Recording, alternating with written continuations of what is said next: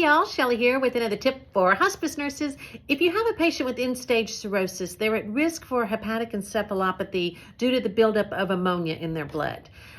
Not every patient gets this, but probably in my experience about 75% of the patients will, and it usually presents as a progression. So it will start out with just a fogginess and then a general forgetfulness that will progress to confusion, mild confusion, moderate confusion, and then an increase in lethargy, and then to the point where the person is difficult to arouse and sleeping most of the time.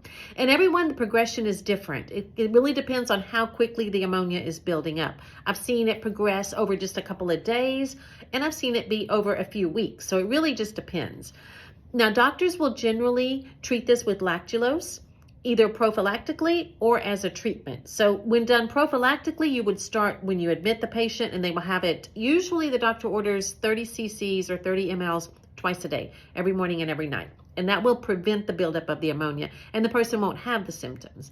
But if the person has the symptoms and we're using it as a treatment, then the lactulose is usually going to have to be 3 or 4 times a day. And I would tell you, in my experience, it usually takes 4 times a day. And in about 2 days, you'll start to see results. They'll start to wake up. The level of consciousness is better. They're not confused anymore. And then from there, you could go on with a prophylactic twice a day once you get it. Now, lactulose comes with its own set of problems, though.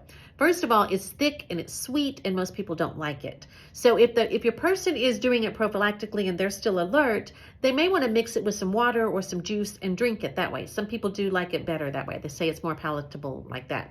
If the person is already confused, though, this is not ideal because you may not be able to get them to drink that much fluid.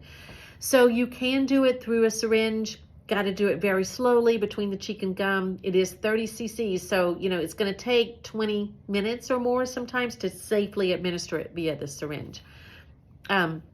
Usually, like I said, if the person is confused, it takes about 2 days and you'll start to see that reverse. Now, you do need to prepare for the second side effect, which is going to be the diarrhea or the very frequent bowel movements. This is what we want. So we never give anything to counteract the bowel movements because that is what's getting rid of the ammonia.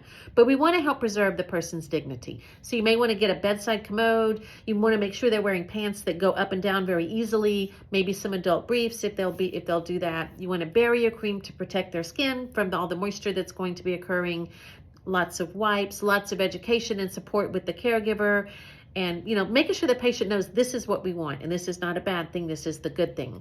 So I hope this tip was helpful. If you have any tips that would be helpful for hospice nurses, please let me know. I'd love to share them here. And remember, together we can change our world.